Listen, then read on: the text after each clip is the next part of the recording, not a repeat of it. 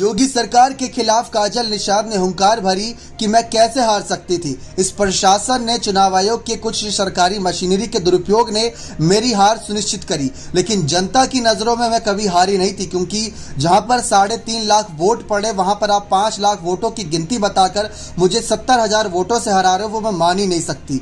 तो काजल निषाद ने कई सबूतों को इकट्ठा करने के बाद योगी सरकार हिलाने का फैसला किया, लेकिन उन्होंने इस बीच एक बड़ी बात यह भी कही थी कि पहले अखिलेश यादव के साथ बैठक करेंगे, उसके बाद फैसला लेती नजर आएंगी।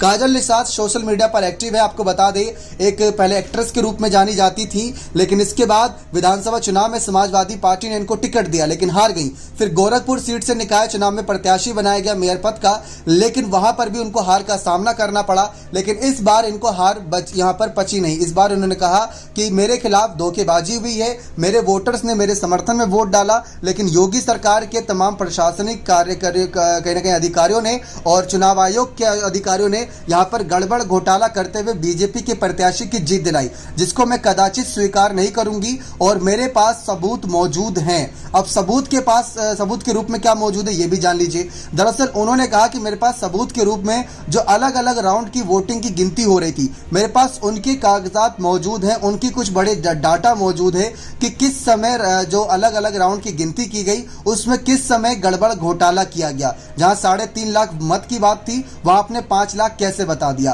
तो ये बड़े सबूत लेकर काजल निषाद कोर्ट पहुंचेंगे, उनका ऐसा कहना है, और चुनाव आयोग और साथ ही साथ योगी सरकार की पोल खोलेंगी। उन्होंने यहीं पर नहीं रुकी, उन्होंने कहा कि वैसे तो योगी और मोदी सब कहते हैं कि देश की बेटियां हमारी बेटियां, लेकिन ब्रजभूषण के खिलाफ धरने प्रदर्शन पर महिला पहलवान बैठी है, तब किसी की आंखें नहीं खुल रही। अखिलेश यादव ने इस मामले पर चुनाव आयोग से संज्ञान लेने की बात जरूर कही थी, लेकिन काजल निषाद की लड़ाई है जिसमें अखिलेश यादव कब तक साथ देंगे ये देखना दिलचस्प रहेगा, क्योंकि इससे पहले कई सारी ऐसी सीटें रही जहां पर समाजवादी पार्टी हारी, जिस पर किसी को यकीन नहीं था कि समाजवादी पार्टी इस सीट पर भी हार सकती है, लेकिन वहां हारी। जैसे कि आजमगढ़ सीट की लोकसभा चुनाव की बात कर ले, रामपुर लोकसभा चुनाव की बात कर ले, रामपुर की विधानसभा सीट की बात कर ले, साथ ही साथ इस बार मेयर चुनाव में कई सारी सीटें हार गई, पंचायती चुनाव में सीटें हार गई। तो वहां पर नहीं हार होनी चाहिए थी, लेकिन काजल निषाद ने कहा कि इनकी हार नहीं हुई है, बल्कि इनकी प्रशासन की जीत हुई है बीजेपी की, और जिस तरीके से इन्होंने यह हार का सामना हम सभी कराया है यह मैं स्वीकार नहीं करूंगी और कोर्ट में खुलासा करके इनको फंसाती नजर आऊंगी।